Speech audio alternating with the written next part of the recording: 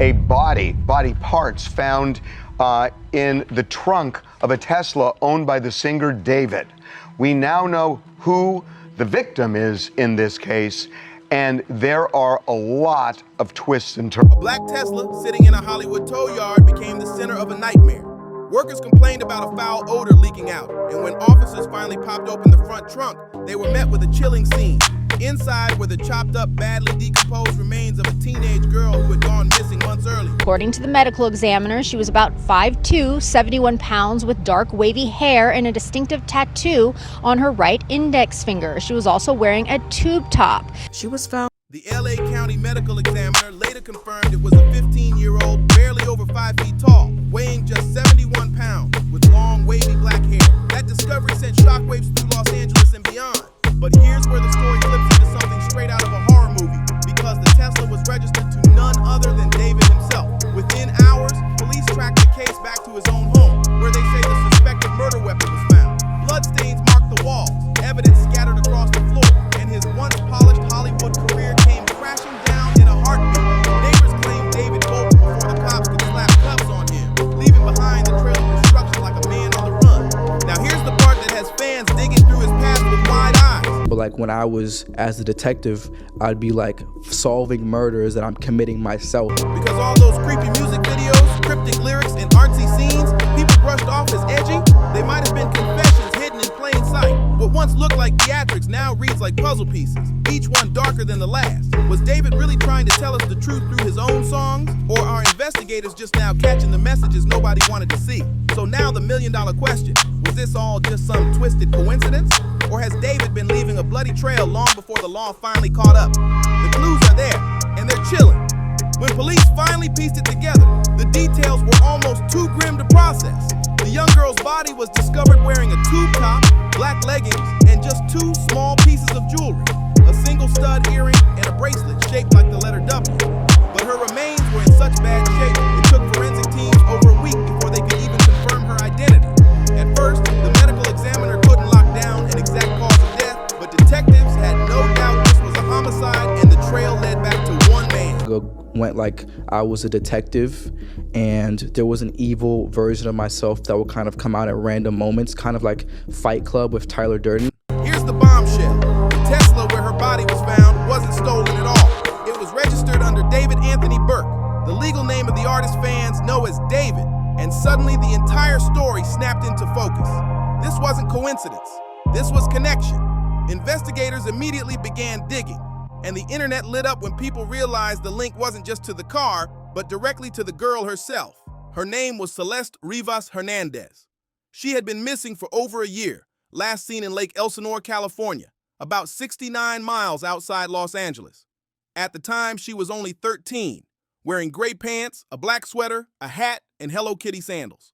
Her family spent months searching, clinging to hope, but deep down, fearing the worst. Now, those fears were confirmed in the most devastating way possible.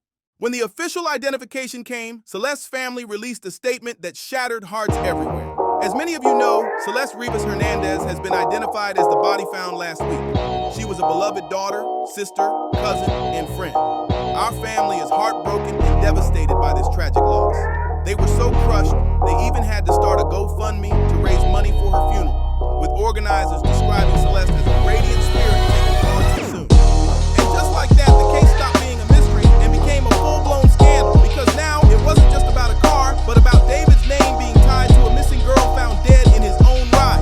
Celeste was remembered as a kind, bright soul who left this world far too soon. But what pushed her story from tragedy into full-blown scandal were the chilling connections to David.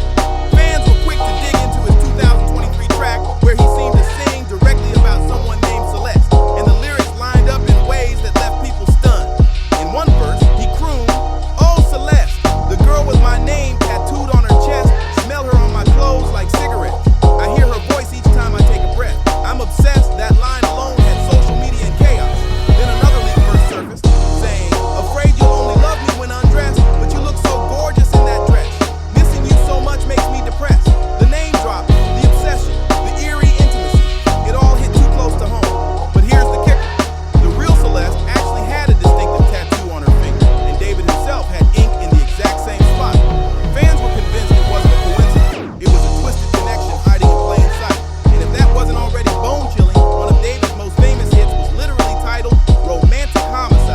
media trained you.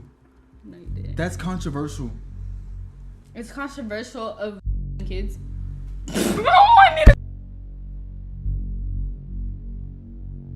Really good. Okay, It's been a good one. Bye. Bye, guys. Mwah, mwah, mwah, mwah, mwah. Oh my! Delete everything. Delete everything. Everything goes. The song dropped on September 7th, which just so happened to be Celeste's birthday. Fans online called it a smoking gun, but for Celeste's family, the music wasn't about clout or speculation.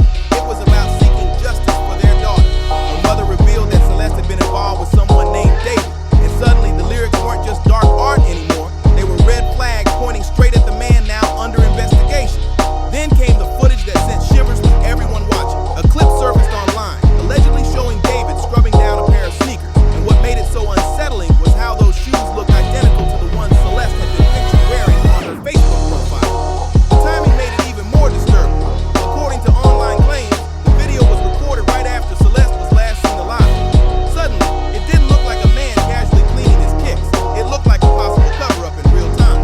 Fans and investigators alike couldn't ignore the imagery. A missing teen, her distinctive shoes, and the very artist accused of being tied to her disappearance caught on camera trying to wash something away. It was a connection too chilling to brush off. And just when people thought it couldn't get darker, an old interview resurfaced with David's longtime creative partner, Mahogany. In the clip, David went into detail about an alter ego he had created, one he called Tommy, a name he claimed came from a Japanese word meaning pain. But here's the eerie twist. David admitted Tommy wasn't just a character. He described it as an entire alternate persona, tied to an anime storyline he had been developing about a detective battling his own evil alter ego. Fans now look back at that interview with goosebumps, wondering if David had been confessing through fiction all along. Was Tommy just a creative outlet, or a dark mask for his real-life impulses? The timing, the shoes, the story, it all began to form a sinister picture that no one could ignore.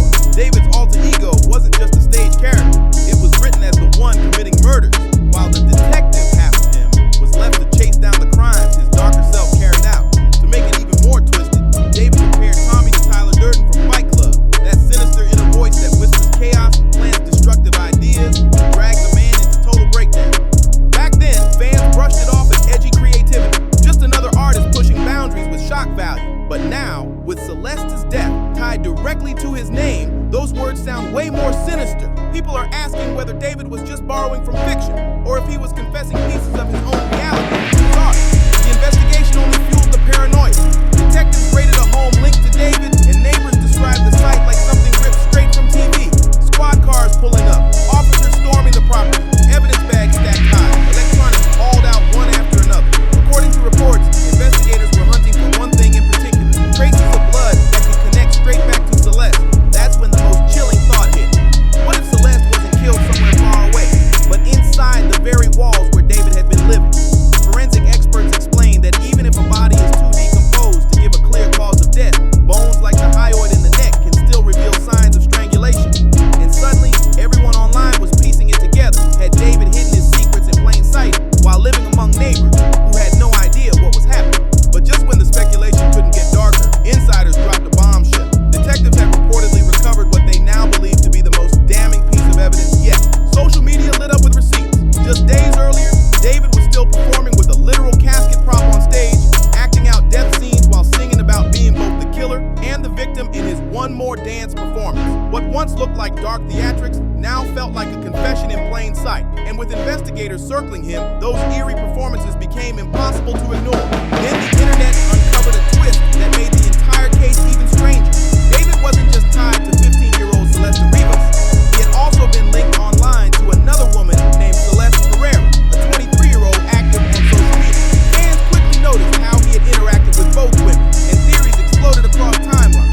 Some argued that Herrera's appearance resembled the younger Celeste so much it was unsettling, almost like David was searching for a substitute after the first went missing. Speculation ran wild, with people whispering about a disturbing pattern. Was David's obsession with Celeste not just about one girl,